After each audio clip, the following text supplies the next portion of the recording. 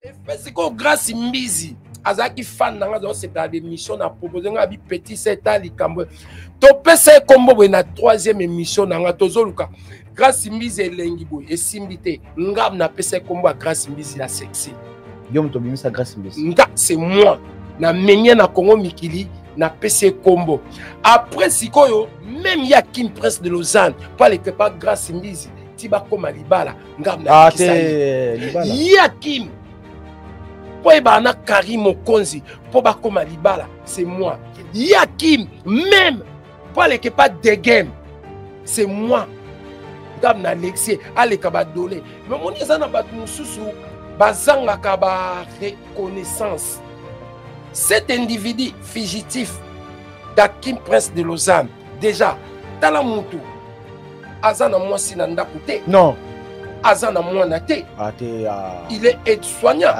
il vit dans un foyer, mais dans un biso Moutunanga. Comme aujourd'hui, soy balobi, nalobi, mon collègue l'artiste MC, Kofi Olomide, il est légende, beaucoup de doute.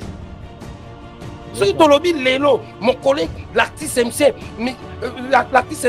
Kofi Olomide, il va se produire, c'est samedi 19 juillet 2025, dans l'hippodrome de Vincennes.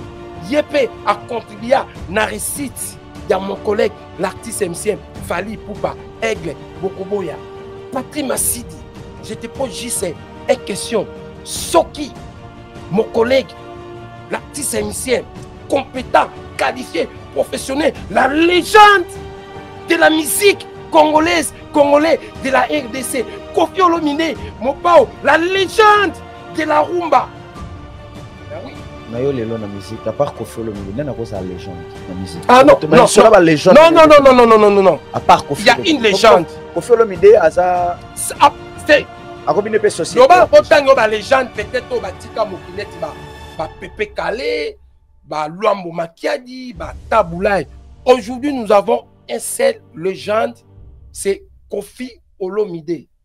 Les messieurs méritent même un jour nommé même gouverneur de la ville de Kinshasa. Si aujourd'hui, sans Kofi Olomide, mais Fali pour aujourd'hui, il est grand, parce qu'il est grand, il est devenu grand. Netinga vraiment, Pati Massidi. Ce qui quartier la tête, Nanga qui n'a pas Fali pour battre. Ce qui quartier la tête. Mais n'a bien la quartier la tête. 2025, si je me rappelle, nous t'abeta qui liboso cet individu fugitif. Ya maluku ya kabesa fudidu ya kabesa granda oyo mwasi na ye naza ka responsable ya kokimisa bandimi ya mwasi na ye ya mama pasteur. Cet individu fugitif we ranson ya betaki concert et joie. Non cet individu fugitif ya kabesa fudidu ya maluku ya kabesa granda ya merda de langa. Oyabouma a sacrifié quoi? A sacrifié son petit frère propre pour un succès. Faire rigoler la Chétanie. Il y a une jarena. Ils ont 17 000.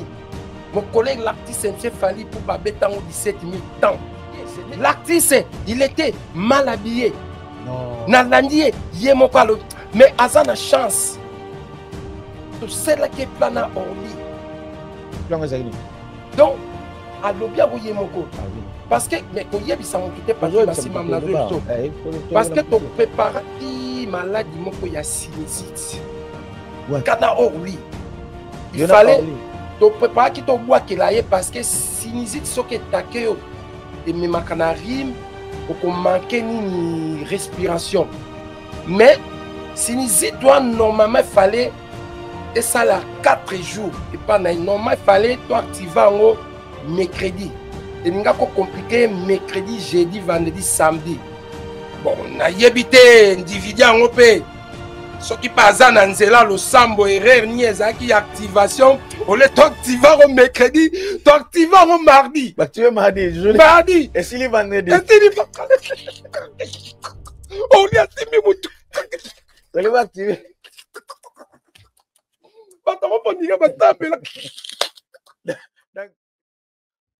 Voilà, mesdames et messieurs, bonsoir, bonsoir chez vous, bonsoir à toutes les personnes qui nous suivent de partout. Merci Nabino Baibo Pesabiso Litoi, merci Nabato Afrique du Sud, que Joël Kazadi, je t'ai dit un grand merci et j'ai dit un grand merci à Yannick Kini, à Rombox, Babissa Labiso, ma place commissaire Yango Malamo parce que Louis Vuitton, Yves Saint-Laurent, Dolce Gabbana, Nde, Bako comprendre, Nani Nde Moutambon, on a RDC, Yannick Kini, à Rombox, le puissant. Apo Mayala, Topesibino Bambo Théâtre. Merci Nabandeko Neso Batala Rabiso de partout. Aujourd'hui, nous avons cet réel plaisir de recevoir pour vous le chef coutumier. Par force, les chefs coutumiers. Ataboboy, Bachaïwana. Moko Yabiso, Oyazali, valeur absolue. Nakati ya coutume, nakati ya culture, nakati ya bilamba, na sapologie, bolo bela sap. Mais n'oubliez pas aussi que place Bozo Kende. Il s'appelle comme ça, Didier Zonga, qui j'ai dit bonsoir.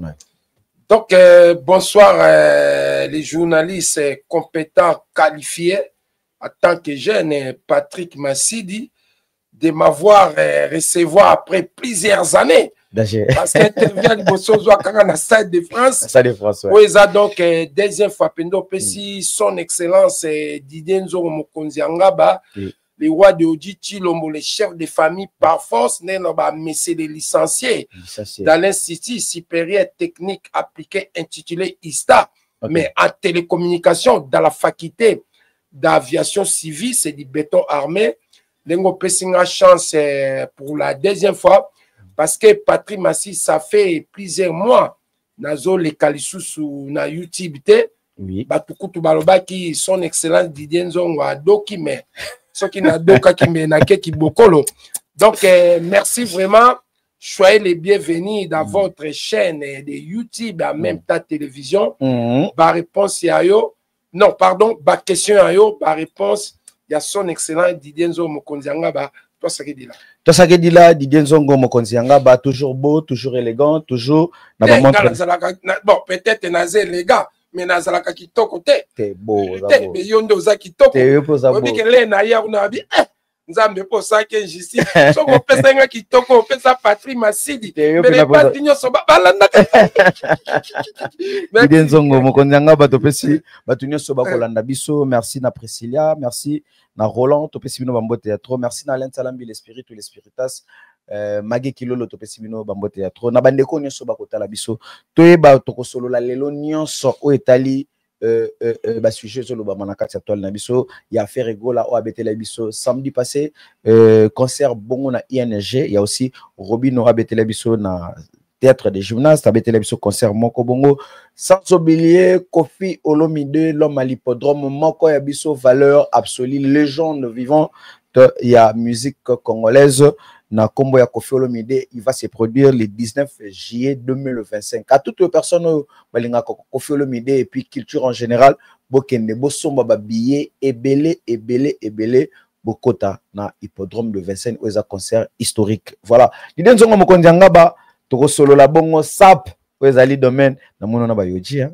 Bayoji bosse bano emba bayoji minene non Patrick Massidi moninga la loba naza artiste s'appelle compétent qualifié professionnel polyvalent parce que moni déjà on a bima la makambo bilamba lelo ba idéologie nyoso batu bazwa na onga Didier Nzongo na leka betape wana na makambo bilamba na bimaka na tembe bilamba langi kosomba lopango na banda bilamba langi kosomba lopango na banjili donc bilamba déjà futanga mais aujourd'hui, je n'ai pas le temps. Aujourd'hui, nous avons besoin de toutes choses que aux autres salles, il faut 50-50, il faut du gagnant-gagnant.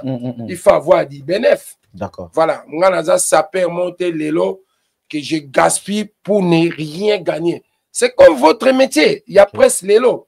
Au cours de ça, on a un sentiment que dans studio, matos, tu ne gagnes rien jusqu'à les gens ou les groupes des individus, la société malfaités, à invité, bazo profiter de la visibilité, yozo gagner rien, ça sert à rien. Là, ça sert à rien. Donc, naza vraiment grand sapin, ngai pas nanga bataka tembete.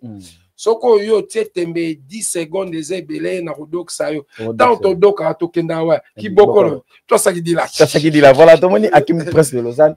Guerre réseau bandama awa Hakim, Yannick Kini à Rombox, guerre réseau bandama to chapoter apo aza déjà likolo apo mayala guerre wana commis entre Paris et Afrique du Sud yo za saper yo yebi makambo bilamba est-ce que na guerre à bilamba et kendara ndenge nini guerre à bilamba moni Patrick Massidi beaucoup de bateaux ça qui dit là na question même si na pensais que na ko question na ko empêcher nga mais ko empêcher nga parce que naza saper reconnu moni reconnu professionnel.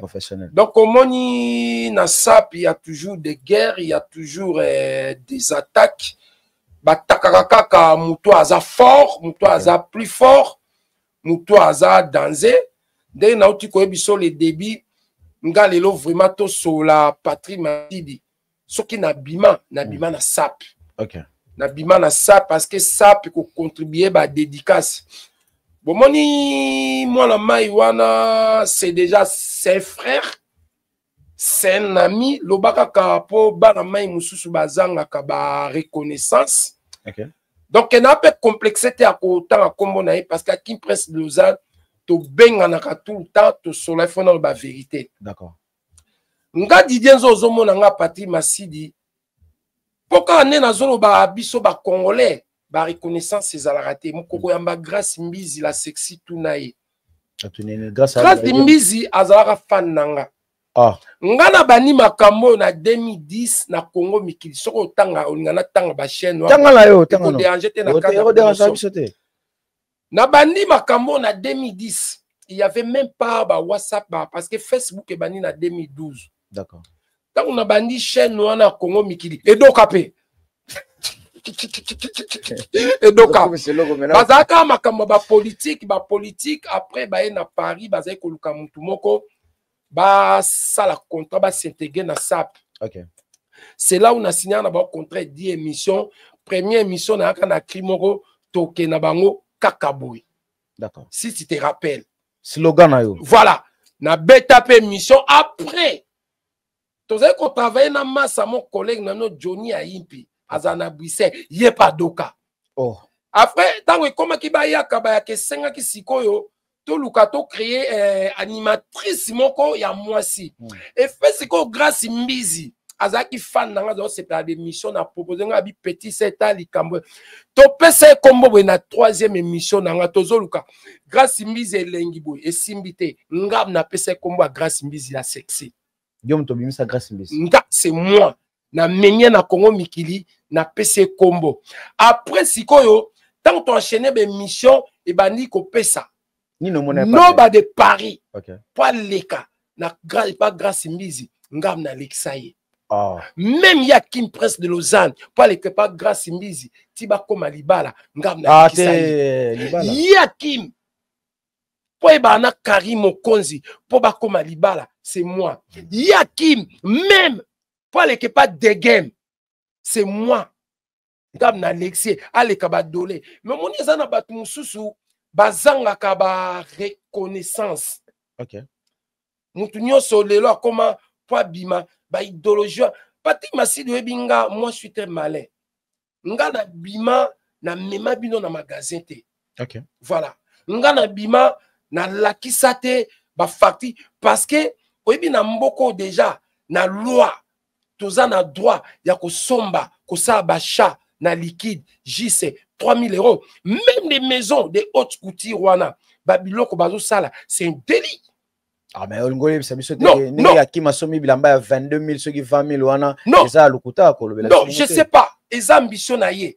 Mais na lobby c'est un ami, c'est un frère, on se connaît. Cet individu fugitif d'Akim Prince de Lausanne déjà Tala mutu azana mwasi na ndakute. Non. Azana mwana te. Il est aide-soignant. Il vit dans un foyer. Mais nazwe biso mutu nanga. Asala kabama kilimba na ye ya ba 2000 ba 3000. Auti koyawa. Azongi, je te dis akozonga da 6 mois 1 an. Donc mais ezaba idéologie na mais il faut kozala ka reconnaissant. En plus, il y a qu'on respecte Batou. Le monde est évolué. Pati Massidi Lelo, au moment où interview même gars disant na bimena il y a des sites, il y a des violences.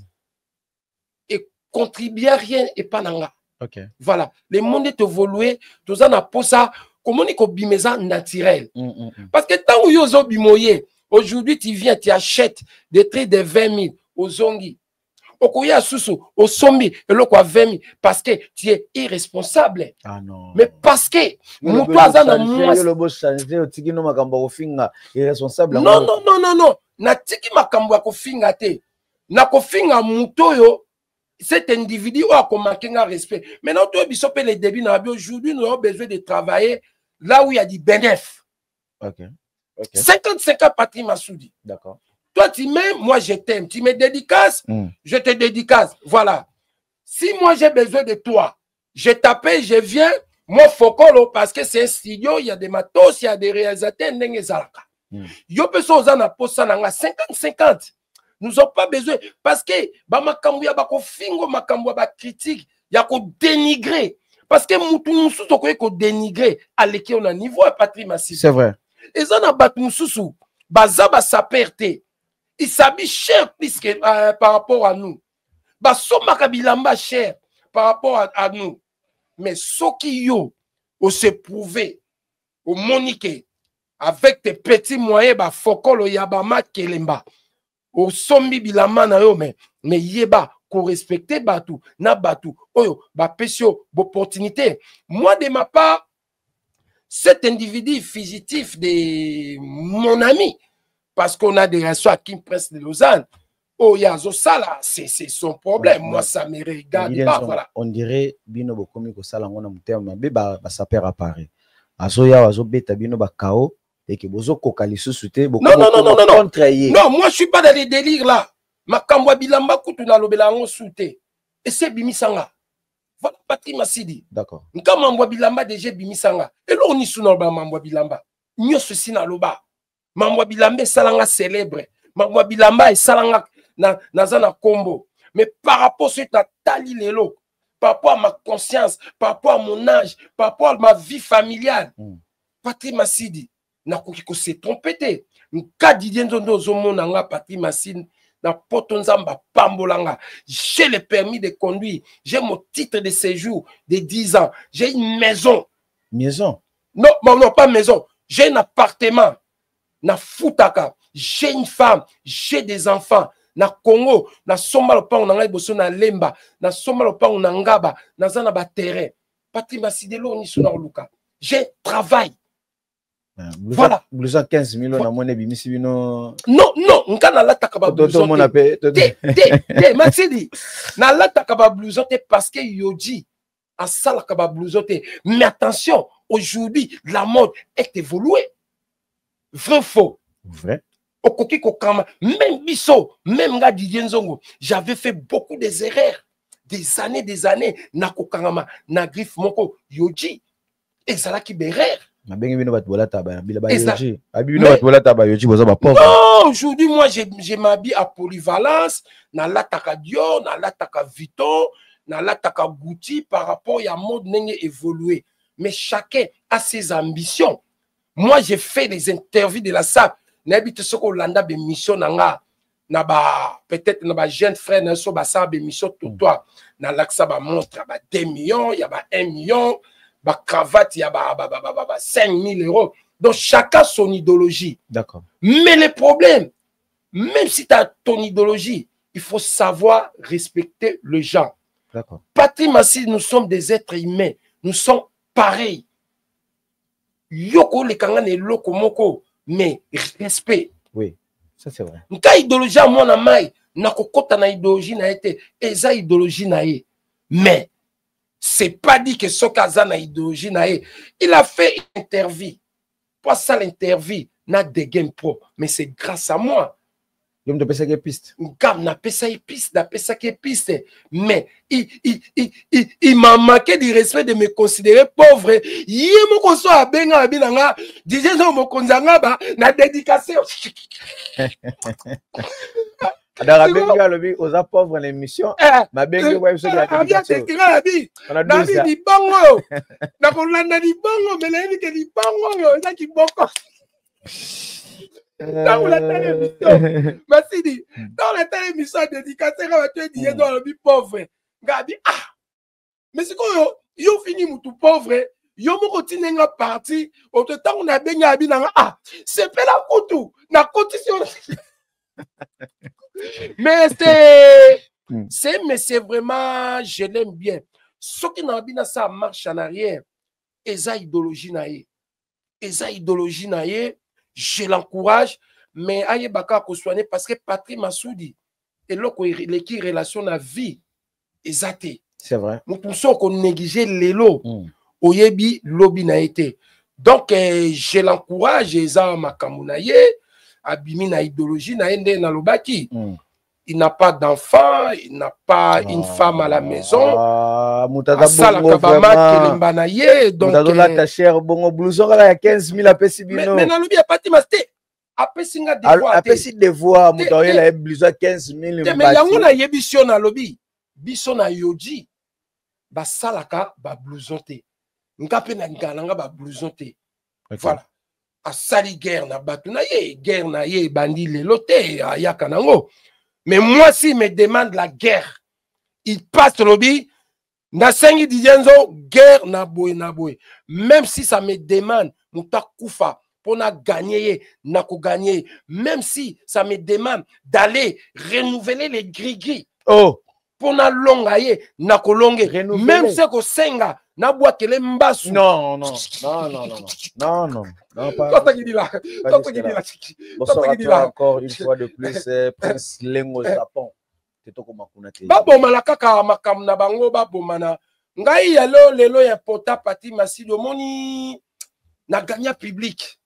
Na public a ba couple, na public a bana, donc naza vraiment aimé. Moi aujourd'hui la presse, les médias, c'est pour du bénéfice. 50-50. J'ai besoin de gagner. C'est pour cela même que ça fait plaisir moi. Na kima ki interview na bino à YouTube. Ça me prend, excusez-moi, ça me prend beaucoup de temps. 1 heure, 2 heures, na ba montage. Nazo zelango plus de visibilité. Mais nazo zelango fokolote. Mais interview na nga mike na salaka, ya mike peut-être nazo zelango ba visibilité mais avec Fokol. Mais Pati Massi, yobi boulot sans soutien, tu peux pas. Même les interviews, tout ça là. Après les interviews, il y aura des partis forts. Il faut que tu finances. Continue dans ma page. Dans ma page. Donc, ceux qui soutiennent Zate, au Kokate, mais bah, on ça dans sentiment. Au lait Fokol a dit que. Parce que Fokol a dit que les Bézaranettes, il y a qui c'est? Soko koti na on magasin ou matin on a podium na ndule et lupakate et dokaka. Donc chacun ses ambitions. Voilà, yango na ba moni na makambo bilamba na ba ming na public. Ne faites pas ça chez vous. C'est dangereux pour la santé, c'est dangereux pour l'avenir. Et ça pour deux flash, aza grand caméraman, aza grand réalisateur, yo ye lobby. Au comme réalisateur, comme à niveau boko. Non. Et ça pour Patrick Masidi, aza jeune journaliste, yo lelo ka ko eba peso lisango, il y aura la différence de qualité, de compétences professionnelles journalistiques. C'est là. Voilà. Il y a des missions sur YouTube. Donc, il a répété 50-50 Patrick Masidi. S'il n'y a pas gagnant, ça ne sert à rien. Bango pe batu ba ok na ba guerre na bango bilamba ba miyebela. Bo miyebela Yannick. Voilà, ba miyebela. Bo miyebela. Ndenge pe ba bandi. Bango ma miyebande ba se pene biso ko sila po ba guerre wana bandi lelo te. D'accord. Ah, il bandi lelo te mais aujourd'hui nous avons pas. Nani abunda guerre makasi alonga na kata forme. Nga. Parce que nga Didier Nzongo na poto na 2000. Tant na ye après na ko s'intégrer na groupe Al-Qaïda. Ya ba Nikens Bayaka, ba Massa, ba fils Edungu, ba héritier Scram, ba Piskaska Songo. Nga na kota na sala demande. Ça demande pas nani. Na Qaïda on a pour na kota. Ça pas nani. Lettre non comme nana. Non, sala qui pas bana mai. C'est Ruana Mutazaki président na biso Nikens Bayaka. Na koti Al-Qaïda, on a koti après 2 mois, on a revendiqué toute cette élection, on a comme président. Rébellion. Baboya, papa m'a vendu sa bisobo, papa m'a que son âme repose à paix. papa mbazo pesa biso conseil tant papa mba si ngala zwili loba papa mba tema bi yoza nani azwe sabo na ebisaki bino ni bo sala attention na bana ngaba yo ye na ikaida kaka lobi nga papa mba président kaida na lobi yozo babo sa élection après lobi nango to panzani ngala sali groupe nanga Taliban tout seul na Taliban na Tchad Kaida moto tinaka kosenga vie beaucoup guerre à Bilamba yo sengi ve na senga raiko na senga vie guerre à Bilamba pe na donc sakaye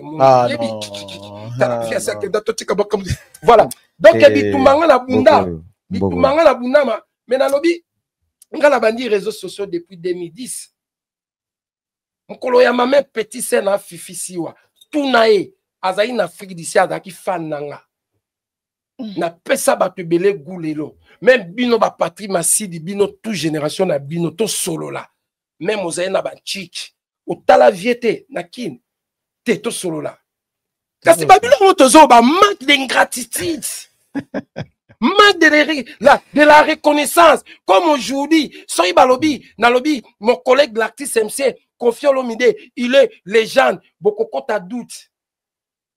Soy Dolobi Lelo, mon collègue, l'artiste MC,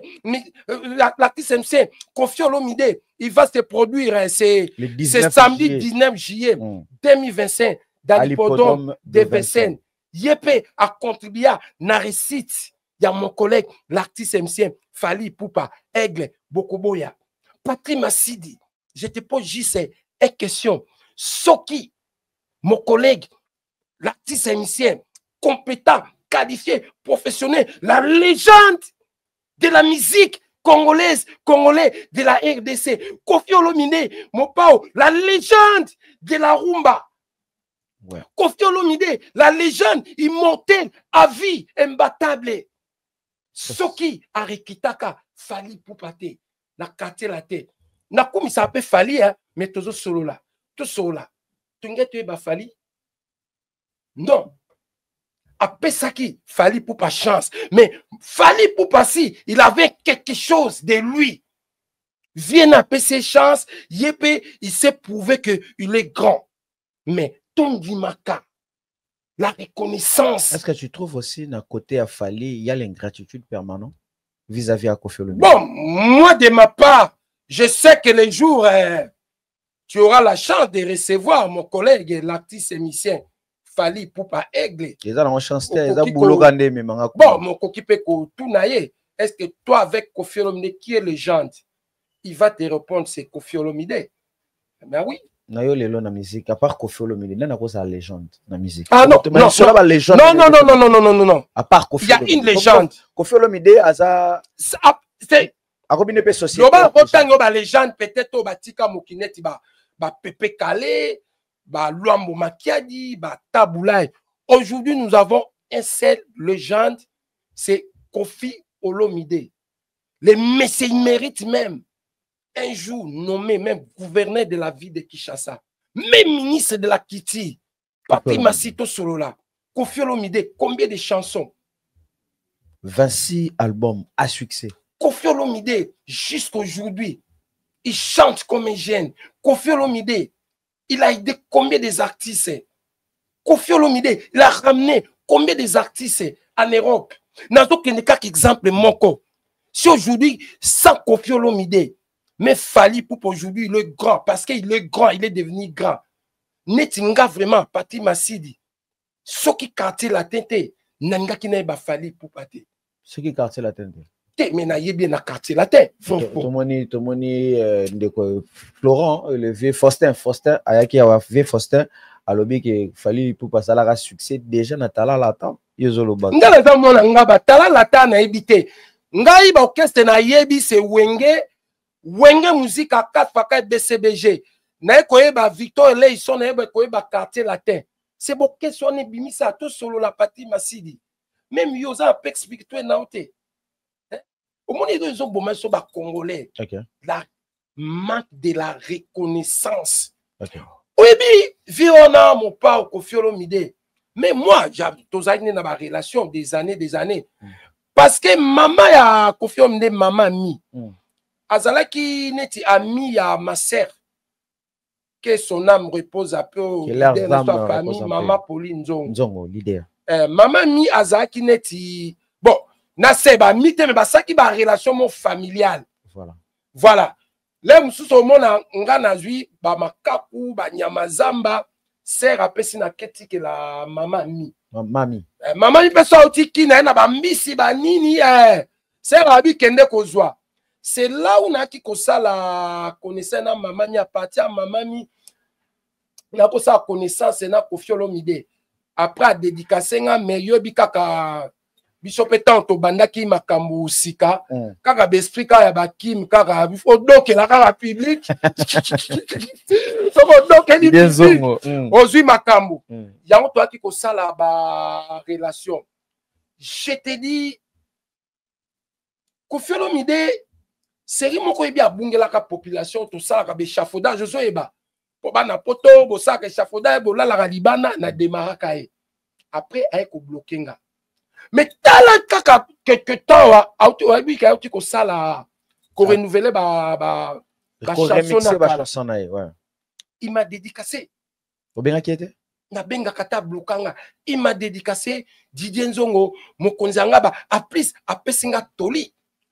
Tika kofinga, tika kindoki, tika biloba loba, lukambongo. Yo moro mona apena ke kindoki sala. Ngana zandoki, moi si pati masidi na limbi sakate. Mais oyebi, ngana zandoki, moi si na koki ko déstabiliser vie à être humain dans 5 secondes, même sengi. Même sengi, ozo ambasu bakato lokolo. Vous en plus, c'est éviter na koma koteka mbasu. Ah, t'es. Non. Voilà. Koffi Olomide a ko dédicacé nga. Si ko pati masidi, muta dédicacé nga. Et là ninga na kopesa e.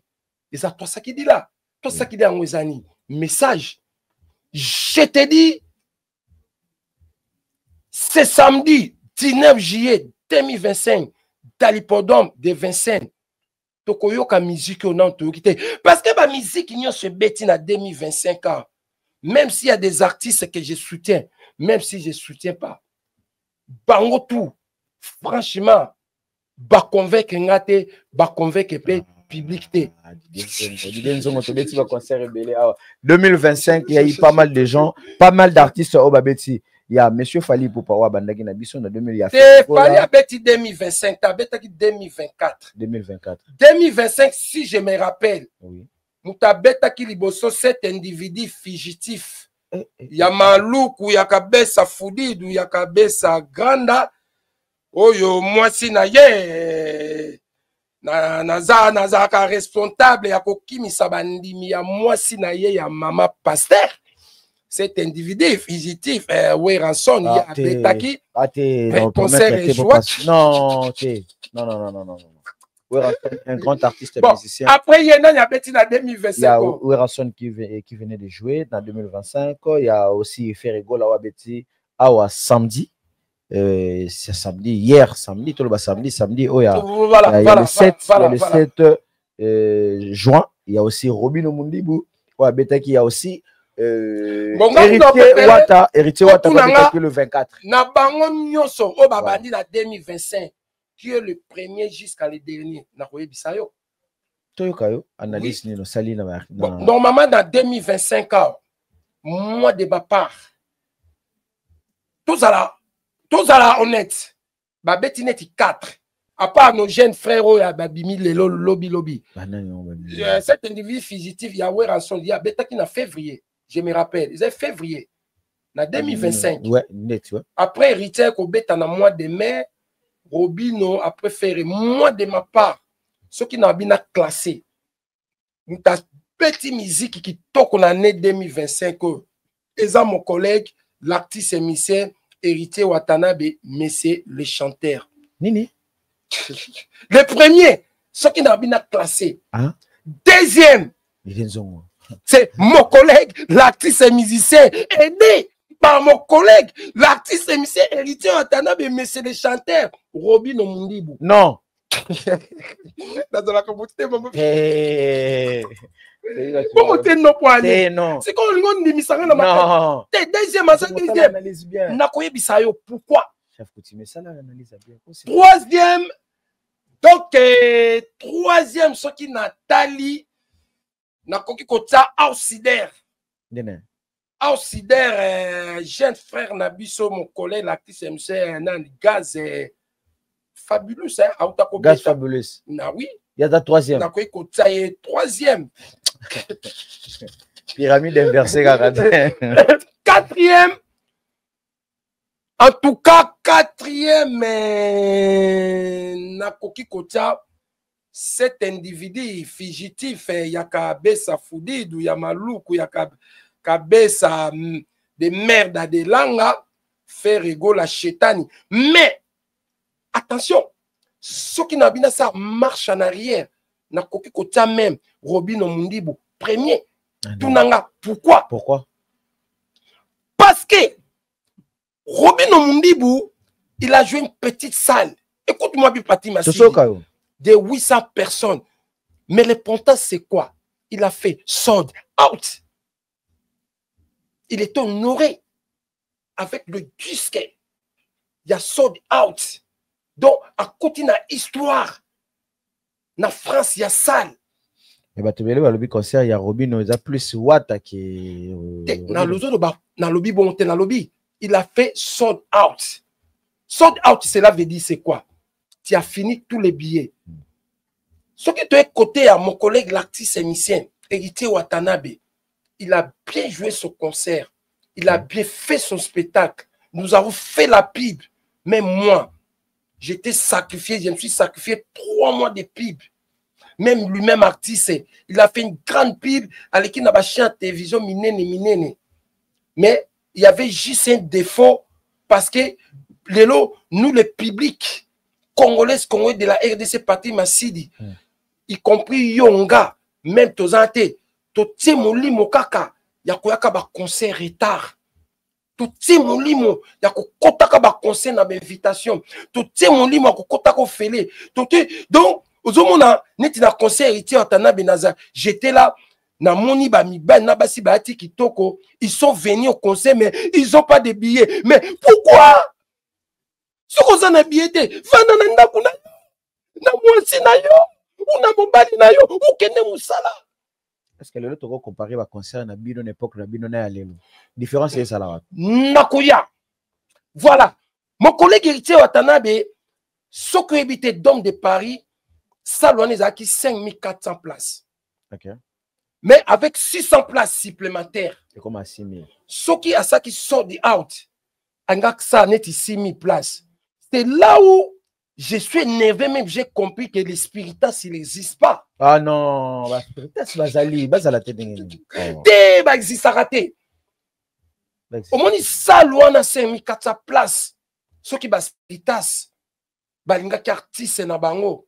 Bazaki na mour ya Héritier Watanabe mais c'est chanteur Salouane ngotonda. Ce qui ba spiritas balinga ki orchestre na bango balinga ki baya avant. OK. Ce qui doye cet individu fugitif yaka pesa fudidu ya maluku yaka pesa ganda ya merde de langa oya bouma atsakrifia quoi atsakrifia son petit frère propre pour un succès. Non. Faire rigoler la chétani. INJ Arena, ils ont 17 000. Mon collègue l'artiste MC Fali pour pas bêter 17 000 temps. 17 000. Mais faire rigoler la chétani, a joué qui 12 000 places. Mais fait vente ya billets qui faible. A garda qui 10 000 places. Mais a réussi même pas côté qu'à 10 000 billets. Juste il a vendu 7 000 billets. Concert et toi les samedi. Il a eu combien de places? Combien? 7 000. Non. L'artiste, il était fatigué. L'artiste, il était mal habillé. Non. Mais à sa chance, tout celle qui est plana orli. Donc, à l'obia yemoko. Parce que, mais quand il y a tout est parce que ton prépare qui maladie moko ya sinusite. Kana orli. Il fallait to préparer qui to bois qu'il aille parce que sinizit so que takeo et me makana rime ou qu'on manquait ni respiration. Mais sinizit toi normalement il fallait et ça là 4 jours et pas normalement il fallait toi activer en mercredi. Et n'inga ko compliqué mercredi, jeudi, vendredi, samedi. Bon, na yebité individu en paix. Ce qui passe en Anzela, le sambo erreur ni ezaki activation, on les t'activer au mercredi, t'activer au mardi. Bah tu es mardi, mardi. Et si les vendredi. Et si on y a timé moutou. Ça les va activer. Bah t'as pas dit que bah t'as donc il doit décider de s'il n'aura pas. Fallait t'activer au mercredi, samedi, t'activer mardi. Mardi. Et bébé, et ce qui vendredi. Allo biango. Nanti kolanda allo biango. Rime moko ebeta qui est di mardi. Mardi. Et ça dit 4 jours. Abi milieu ezo bimaneti mai. Oui. Allo biango. Parce que ozaki na ndule oye allo biango. Non, il n'y avait pas plat craqué. En plus, Pati Massidi et loko. Voilà. Donc cela veut dire, même à ces plats craqués, à ça ils sont outité. C'est pour ça que mon Robin Mondibou a eu chance. Parce que mon Pati Massidi, to salaka. Oui. Même de to kenda misala, au monde a tout ça quand nous jouons, mais salaire. Ils ont démonté. Robin Mondibou a eu chance pourquoi? Parce qu'il est rentré dans l'histoire. À cause de ta histoire. Qu'est-ce que c'est assez sodé? Dans l'histoire Maribel. Ok. Au moment où Maribel ou na ba Bataclan, ba Saloni ba Olympia, eza ba sa mythique. Oui. Pati Massidi ba Salwana et Silisa Batu. Donc premier Congolais na Maribel les Robino. Je sais pas. Ba Salwana et Silisa Batu carrière. Mais face à l'histoire du out. Mais c'est un jeune à féliciter. Okay. Mais grâce aussi, il y a hérité Watanabe, mais c'est le chanteur. En plus, Pati Massidi, ça venant mes collègues artistes et musiciens de la RDC, bati kanano musique na poto ba pema. Parce que Bazou va vendre ici vraiment. Bazou vendre ça penda et nous on est dans le stratégie artistique musicale. Autour nange loko mokwa yoso bosenga na bosente. Différence ni eza entre musique à série na série. C'est une grande différence. Dans l'époque, il y a musique à Kala. Okay. Déjà, l'argent, ça circulait beaucoup. Les billets, c'était pas même cher. C'était dans les 30 €. D'accord. Et puis, les artistes, ils jouaient beaucoup. Concert au banda 23 et 6 heures. Oui. C'était déjà dangereux pour la santé des artistes. Okay. 1. 2. À l'époque là, nous, on a habillé les artistes. On dépassé pour les artistes. Mais lélo, il n'y a pas ça. Okay. Dans la musique, c'est là qui nouvelle génération. Bah, les là qui Binobo sepeli, binobo kota musique, c'est comme musique zongi. Mais même la nouvelle génération, ils n'arrivent pas à acheter les billets. Les lots musique zongi, les billets, c'est cher. Toi, tu étais parti en Belgique. Je sais que tu es journaliste. Non, même si tu avais les droits de rentrer au concert, mais tu avais un budget pour te loger. Si. Tu avais un budget pour les carburants. Bien sûr que si. Tu avais un budget pour les restaurants. Oui. Les lots musique zongi, mais musique yango penza. Nenge zo betama. Ils ont quelque chose aux parce que dans l'époque, Bartiso Bazao beta musique Bazao beta en Afrique. Non, Bazao beta la biso Isaac différent. Ah, pendant ce baye, tout solo là. Même cet individu fugitif de mon collègue l'artiste MC Weranson, même si nous avons des problèmes, je l'aime pas. Ce que talib époque Bazao beta awa, na musique Bazao beta en Afrique, c'est différent. Bazao ça pendant spectacle. Oui. Mais aujourd'hui, on dirait les artistes d'aujourd'hui, ils ne se préparent pas. On va beta lelo. On va beta lelo. Bah tout le monde est na grand pari PC biso spectacle la makasi. Na ko peso ka exemple moko simple. Bon qu'est-ce que tu vas beta lelo surtout na animation. O comme on a neti na musique à héritier. Deux musiques à Betiawa. Première musique à Beta qui na scène, deuxième. Il a invité plusieurs animateurs. Pourquoi? Animation Fanda bien te salon. Pourquoi chaque concert il invite plus de 3 animateurs? Parce qu'il a des animateurs. Parce que dans la team Wata, il y a des animateurs compétents qualifiés. Abila, c'est un grand animateur. Oui. Voilà. Bon, donc on a remarqué, même les concerts de cet individu fugitif de mon collègue l'artiste MC, Fergo la Chétane, hier, l'animation, c'était mort. T'es solo là. Animation Zalaki di Denzongo. Il y a un moment bino bata presse bino pendant bozo ma carrière ba musicien. Babini batu. Bon makamu on a solo ba par exemple pour na confier lo mina za plus les gens qui fali yo kokoloba on to banga. Ngala banga. Makamu on a solo ba. Net ya héritier par exemple. Pourquoi dans tous ces concerts ils les invitent plusieurs animateurs que dans la team, il y a des animateurs. Yo koloba ngoto banga. Ndé na soloba lobby concert à Chétani. Animation, c'était mort. Les spectacles, c'était mort. Pourquoi? Parce que manque du professionnalisme artistique. Des artistes, ils se préparent pas. Il faut pas se préparer. Ba betana nute sinon ba kusala béchec. Je te dis Patrick Massidi, nazo ba vérité. Même les artistes que je soutiens, mais je ne soutiens pas. Bango tunde ba beti 2025 ans. Tous à la fin, mon côté convaincu dans le public. Est-ce que vous allez déjà, bazo banda ba concert retard. Okay. Parce que même public a un retard. Yo artiste, il faut qu'on banda 20 ans. Parce que mon to fout à billet. Moutou soka sombi bien pour 3 heures. Oui. Il faut banamiser 3 heures. Bon, des fois, monsieur Ezadbi sope ba public à Congolais. Pati Massidi. Tengi kokota ba conseil retard. C'est ça qu'un esprit à Kala, ce public. Kalisa qui bon côté. Kala nous tous on a acheté des billets. Mais le lieu commis, bah, obi ke ben individu sou ba commis ko tenter. A lati ki to kwa ya telemi libanda a tenter ba koto fele. Ce qui tout ça attention que Pati Massidi. Donc, auprès de ma producteur. Est-ce que le Togolo Bake, date sur les musiciens, la biso, ils ont la pressé? Est-ce que ça la mal calculé? Non. Ils ont la pressé. Ils ont la 6 mois, 3 mois. Ils ont où, mais là? Mais le problème, les artistes, ils ne se préparent pas. Bazo Zouango, c'était. Imagine-toi. Un artiste, il va jouer dans des grandes salles comme ING Arena, Dôme de Paris, salle Kili. Et comme on a conseillé, l'artiste n'a pas reçu de visa. Tu trouves ça normal? Il y a quelque chose qui ne va pas. Ça, c'est un cas aussi. Ouais. Non, il y a quelque chose qui ne va pas. Pourquoi les artistes, ils n'arrivent pas de nous faire de bons spectacles? Parce qu'il y a un décalage déjà à visa.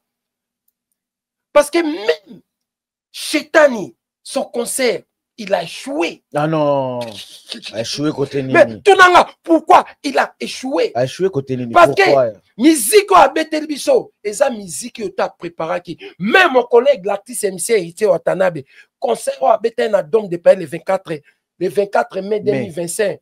Il n'a pas joué comme c'était prévu. Mais Héritier Watanabe, c'était pas pour les visas, c'était pour le public. Public, public, tu respectes qui? RT, public, Tozaki n'a tant présenté dans la salle. Il y a des autres découragé Bartis. Mais c'est net, il y a ING Arena, mais la lobby. 7000 personnes au Bakoti, il fallait agiter. Même les groupes des individus de l'association des malfaiteurs, bande organisée, à Réunion. On a bakabesa foudi ya bamaluku ya bakabesa granda intitulé bagolois na conseil wana bazalaki satisfait. Oui, ben satisfaction batu nini. En plus ceux qui t'ont tiré na 100% batu ba aider Chétani pour conseil en vanda 50% eza ba wario. Ah non, on est dans encore ozoluka makambo. Ba wario ba yete est-ce que musique n'est comme betela lelo. Tout nous nos questions. Didier Nzongo. La musique n'est comme ko beta ba wario tikala kana musique akende kaka concert ya Fali. Golozo kende kaka concert ya Wera. Est-ce que détruire moi Gouanate tolo babatu bazala oh babando benga na kala babatu ya bonne musique ba que nous découvrir peut batana ya ba fan mususu. Mais les problèmes moni dans l'époque il y avait la concurrence. Oui, loyale. Loyale. Mais aujourd'hui, il n'y a pas la concurrence, mais il y a la guerre, la haine. C'est vrai. La haine. Chetan na Robeta, batu ya Fali, ba okete. Fali Robeta, batu ya Chetan, ba okete. Héritier Robeta, batu ya Fabriga, su ya Mundi, ba okete. Non, avant, c'était pas comme ça. Avant la guerre, c'était loyal. Mais ce qui dit, ba Robeta, batu ya maison, mais ba okota. Biso na famille, to daki ba ser, ba daki jibe. Nga wer. Yo wer. Mais ce wer, Robeta, ba ser, ba oyandoule. Ce jiba beti, nga na okende. Ezaki concurrence est loyale. Mais aujourd'hui, il n'y a pas de concurrence, mais Massidi, Kangelo Nazo, il y a la haine. Ok, haine, ils ont bien été. Moi, je suis dans la haine. Et sous Kakamabe. La musique est comme une haine. Nous sommes dans un groupe, nous sommes bien le nom est Baroyati. Est-ce que c'est normal? Toujours détruit culture. Oui. Nous sommes dans d'individus, nous sommes net ya bagolo na bagolo ba sala groupe na bango ba yaka na ba conseil ba zaka na ticket. Ah, c'est tout le bela ba fan te bi. Oza na problème na bango. Hein? On a problème na bagolo. Bon, na lingaka bango te mais na kamo ka ndenge bango ba lingaka nga. Oh. Mais ozaki périphérique awa. Na lobby, obi même oli na c'est là oli yo za mutuma. Obi oli tant tozo sola na biso oli koza apprécié. Toza na projet matangu ya toza na projet mapangu ya shetani. Ba projet ni. Tu activer le quoi mercredi mamwenga ça na podium mercredi. Oh mon consi toi activer encore mardi pour ça la vite fait. Le big qui verim. C'est ah c'est l'antisémitisme périgolo. Là, next yoko. Omoni baby no bato presse lelo ya omoni. Ba collègue na mingi na longola ba inéligibilité journalistique. Mais yo na rolongate parce que na bi carrière no penda ou sala betide. Merci beaucoup. Posa journaliste c'est moi vraiment osaka complexité. Merci. Parce que ba collègue na no mi ba komisi ba misie ba mi. Parce que bino ba to presse ne boza na boza pour la promotion te. Boza pour na couper sa message. Parce que boza rappelle na ba mutu na ba groupe mususu. Ouais, comme tout voilà. Femme, hein? Donc promotion c'est à nous. Mais là on a remarqué beaucoup mis trop approche à ba misien. Mais ceux qui ba misien ba na bere bo bangaka kuyebisa bango. Hein? Bo bangaka kotuna bango. Ozomona musique au patri masi na zo biso. Musique n'a ko comprendre que musique a caractéristique na biso. Ezaki ko marcher même par rapport à lelo. OK, lelo c'est au sungi ba artiste na biso. Okay. Patri Masidi. Ba comme ba millionnaire. Parce que les billets, ça coûte trop cher. Ceci n'a mais tout le monde l'appelle mon lit, mon Patri Masidi. Tout le monde l'a mon lit, mon conseil retard. Et là, on a joué, ça va bunda. Mais ça, Johanna, et quand on a peuple congolais, tout ce monde va billet tôt. Je te promets, sur mon lit, ça perd quoi musicien, donc à Doki. Ah non. Quand il vient, mais non, il y a Patri Masidi. Il y a le rôle comme musicien. Nga na pesa ka ba nima na pesa ka ba mise ba nzembo na ba cri. Nzembo nini. Tala ba kina sa na sala ki boko na sa ko doka na sala ba foko na sa ba toi ça qui dit là. Na pesa ka ba mise même qu'on comme un musicien. Cela veut dire na doki. Musique eza copie ya ba musicien. OK. Neti nga yo li sango eza copie non. Merci. So ina koti na copie no do na ina tchom mulunge. Nga pe sap eza nga na mukanda na nga. Ce qui n'a bimi sur mon profession, artiste et sapeur. Oh. Donc, on a sapeur compétent, qualifié, professionnel, on a saranarate. Na simba ba kisi, on a ma kambo, eza kop nanga. Ce qu'on tient nanga, terminement bilamba, 10 secondes, les ébélés, dans le doxo. Voilà. Donc, chacun son cop. Ce qu'on dit sapeur, comme musicien, cela veut dire, adoki, azoko kasute. Voilà. Parce que la sable, c'est dangereux. La sable, ça nous rend malheureux. Yo somona ba saper, biso ba saper to voyageur mingi. Yo somona entreprise à saper. S'il vous plaît. Et à solo quelque part surtout Fanny Bena et saper net même yo mona saper ou ben si saper aya pesi au cadeau na fête. Te bestimation mamunazo ba vrai. Vrai hein, oza pena dans yo mona saper aya na fête aza posé. tozala kaka perturbé omona même Patrick Massidi ya bali azwi invitation apesi saper momona saper bilamba minene nde tomesana bacoupé. Donc c'est un métier vraiment, c'est très très dangereux. Biso chance na lonaki. Okay. Même ga lo Patrick Massidi bilamba na sombaka na somba na mbongo utaka Afrique. Nde nzamba pambolanga ba terrain nanga ba mapangu nanga na fokolo public a pesa nga na ba relation nanga na ba konzi. Mais bah, tu vois voilà. Lobby yo zanoka héritier banda désolé hein mère sœur Akenda osomba les sous tout kalaka na makelele. Non Patrick Massidi. Nka naza na biso na salaka rêve ya kolata ka yoji mais tant on a que comprendre. Okay. Na komba nanga na polyvalence. Okay. Lelo yebi bilmo de voloir pantalon na mabumwezonga ba zibula ba pantalon makolo minene. C'est vrai hein? Voilà pour ça na kami na griffe moko. On est basket. Basket tu dis ça c'est ngai en plus avantage. J'ai fait plaisir des interviews. Oui. Mais misusu soka ya sale interview pa no pa ye ko senga bané.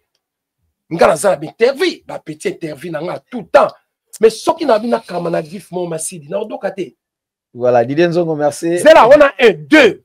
So il n'atteste que par rapport à mon âge. Parce que nga ba on a vie na nga na koki na koki ko kwea te na o nzamba pesanga.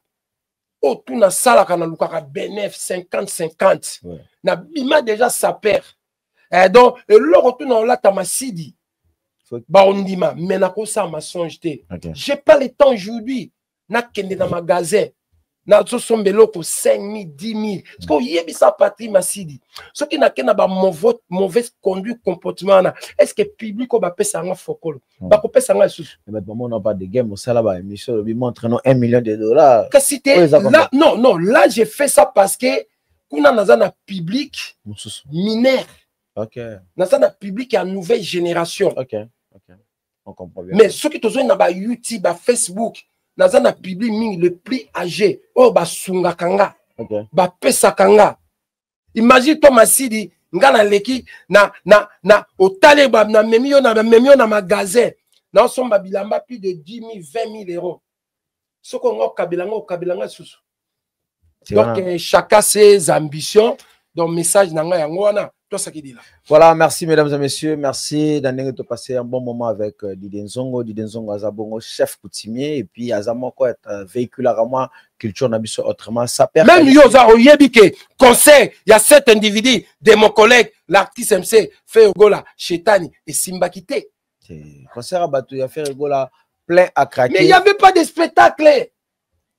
Mais il n'y avait pas la musique. Il n'y avait pas l'animation. Cet individu, il a à reconnaître même banda carrière na Mbamabe. Parce qu'il n'était pas préparé. C'est l'un d'idée. Patrick Massidi Nazo Bisso, ba arrêter nanu. Mais c'est là. Au concert de mon collègue l'actrice SF Kofi Olomide. L'hippodrome de 27 et 19 juillet. 19 juillet. Pour Fali pas venir à Azotala. Il fallait leur proposer sous Bissoté. Fallait stade de France. Ce qui habitent dans Ebissio, dans le mois d'avril. Mois d'avril 2026. 2026. Après, c'est là que faut qui a roubé 3 jours. Vendredi, samedi, dimanche. donc, Master Zephyre Moulin pour les kamikazes de Japan. Voilà. Dans Switzerland. Yebisa merci que la première dame de Lausanne, Maman Nari Jani Louawa. Ya Gobelisha. Gobelisha.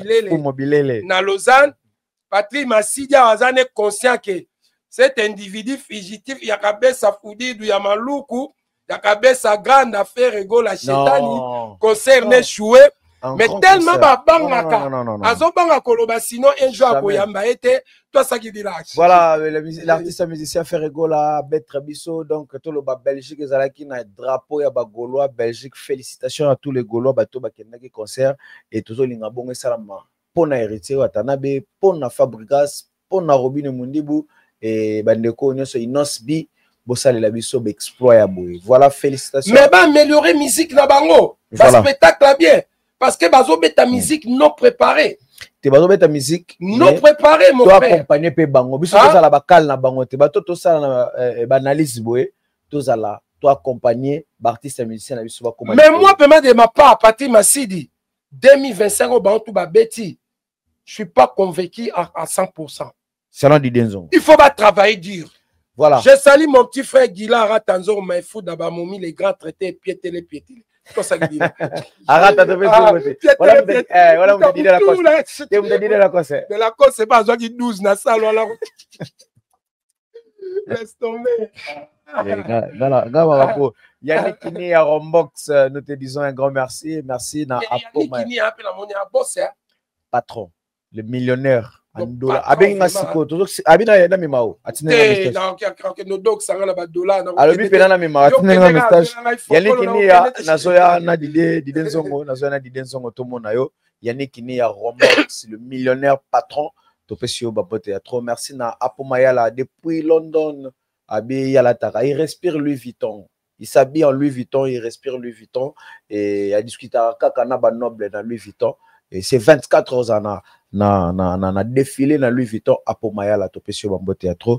Merci à toi Yannick Kinia, merci na Mandeko. Mais pourquoi on ça les transferts les plus chers les grands les athées et deux flash et deux flash et deux flash tu travailles na et toi travailles on a transfert les plus chers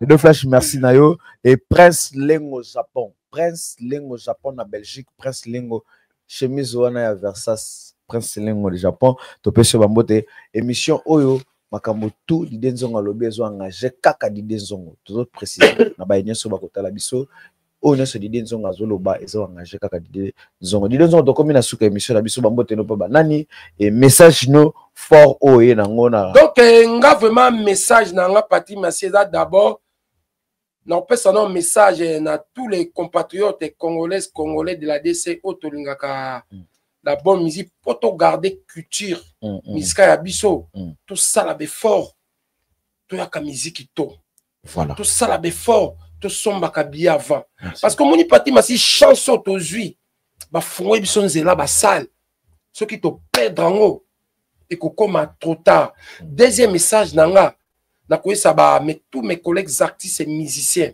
de la RDC o ba ko beta pe o ba ni ba beta en tout cas ba beta na biso musique différent. OK. Musique o eza ba beta na kin ya kin mais ya up na ba meka ko évoluer on a ba musique mo ke zala international na be norme parce que tala neti concert ya Belgique ya ING Arena cet individu de mon collègue là qui s'est fait go à Chetani a bêté son musique locale il s'est trouvé toi ça qui dit là donc je salue le PDG Mboutalombi restaurant Mboutalombi na Château Rouge. Je salue aussi toi aussi Patrick Massidi. Merci beaucoup Didier journaliste compétent qualifié. Merci. Je salue merci que la première dame de Lausanne Maman Nari Jandi Louawa. Sans oublier Massananga Zéphiré Moulé ou les kamikazes de Japan na Switzerland. Je salue tout le monde, je salue toute ma famille, je salue mes enfants. Que l'Éternel bénisse et protège notre plus beau pays, la République démocratique du Congo. Donc, on y a son excellent Dienzo Mokonzanga Balobi. Ezate journaliste Patrick Massidi mta poussenga. Ezate na bina tenalobi ango de ma propre volonté. OK. Ce qui beaucoup acquisé, journaliste c'était. Donc Patrick Massidi vraiment bonne merci chance beaucoup. Vraiment. Merci beaucoup. Bonne chance Kende toujours Liboso. Merci. Voilà. Ouais. Donc toi ça qui dit là l'éternel, toi ça qui dit là public. Merci son excellence. Vive la RDC. Que vive la RDC. Merci à toi Alain Salambi. Merci à toi Mamicho Umba, Bibish Balomba, Mamicho Umba, Topesio, Bambo Théâtre. Charlie Samba, nous te disons un grand merci. 001, Patrick Bendera, Valdez Julian Topesio, Bambo Théâtre, Edo Flash. Tolobi Kalamingité, transfert le plus cher Tozoa, Edo Flash Rosalana et Awa. Merci de connaître sur Batali Bisso que cette émission est Zalanabino dans la paix de Christ. Que vive la RDC. Bye bye.